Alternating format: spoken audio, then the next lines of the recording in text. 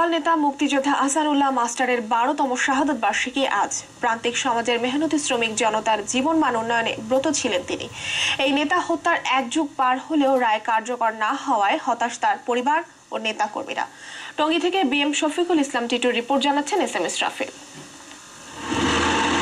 শ্রমিক নেতা, শিক্ষক, মুক্তিযোদ্ধা শহীদ আহসানুল্লাহ মাস্টার এমপির শাহাদাত বার্ষিকীতে গাজীপুর জেলা আওয়ামী লীগ ও সহযোগী সংগঠনগুলো নানা কর্মসূচি পালন করছে। রায় কার্যকরের দাবিতে পোস্টার, ব্যানারে ছেয়ে গেছে গাজীপুর শহর।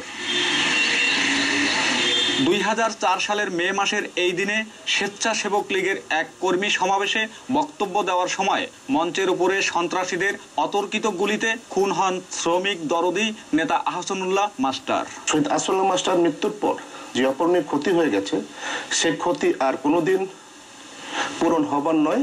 শহীদ আহসানুল্লাহ মাস্টারের আদর্শকে যেন ধরে রাখার জন্য যা যা প্রয়োজন তাই করা হোক। হত্যার পরদিন তার ভাই মতিউর রহমান টঙ্গী থানায় হত্যা মামলা দায়ের করেন।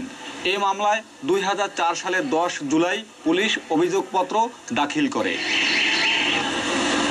এরপর ঢাকার একটি দ্রুত বিচার ট্রাইব্যুনাল 2005 সালের 16 এপ্রিল 22 আসামিকে মৃত্যুদণ্ড ও 6 আসামিকে যাবজ্জীবন কারাদণ্ড দেন।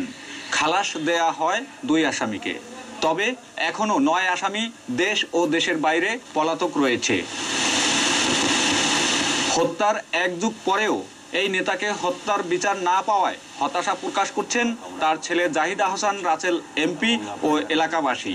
প্রায় 12 বছর হয়ে গেছে তার হত্যাকাণ্ডের বিচার আমরা এখন পর্যন্ত পাইনি, যার কারণে আমরা আমাদের পরিবারের পক্ষ থেকে বিচারহীনতার একটা প্রশ্নের মুখোমুখি আমরা হয়েছি। আমরা বুঝতে পারছি না যে এই হত্যাকাণ্ডের বিচার আমরা আদৌ পাবো কিনা। SM Israfil, Asian television. মন্তব্য করতে যাচ্ছি।